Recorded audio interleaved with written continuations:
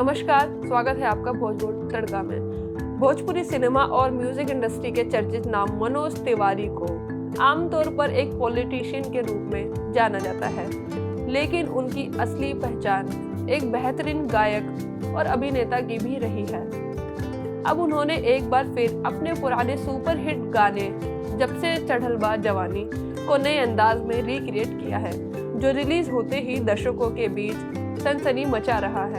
26 अगस्त को T series Bhojpuri के YouTube channel पर रिलीज हुआ ये गाना 2 दिनों के भीतर ही 2.5 करोड़ से अधिक बार देखा जा चुका है। गाने में मनोज तिवारी ने अपनी दमदार आवाज दी है और पारस व गरिमा के साथ स्क्रीन पर दिखाई देकर इसकी प्रेजेंटेशन को और भी शानदार बना दिया है।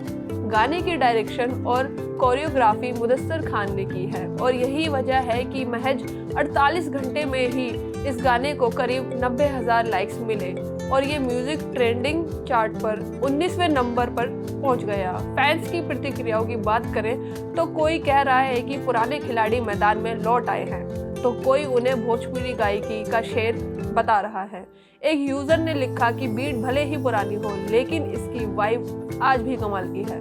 दर्शकों की ये प्रतिक्रियाएं साफ करती हैं कि ये गाना पुराने हिट्स की याद दिलाते हुए भी नएपन से भरा हुआ है। मनोज तिवारी का सफर केवल म्यूजिक तक ही सीमित नहीं है। वाराणसी में जन्मे मनोज ने 2003 में फिल्म ससुरा बड़ा पैसे वाला से अपने करियर की धमाकेदार शुरुआत की थी। इसके बाद उन्होंने कई फिल्में की और गैंग्स ऑफ वसेपुर का गाना जियो हो बिहार के लाला उनकी आवाज में आज भी सुपरहिट माना जाता है। इसके अलावा वे टीवी पर भी नजर आ चुके हैं और बिग बॉस 4 का हिस्सा भी रह चुके हैं। पर्सनल लाइफ की बात करें तो 1999 में उनकी पहली शादी रानी तिवारी से हुई थी और दोनों की एक बेटी भी है। साल 2012 में तलाक के बाद उन्होंने सुरभि से दूसरी शादी की, जिनसे उनकी 2 बेटियां हैं।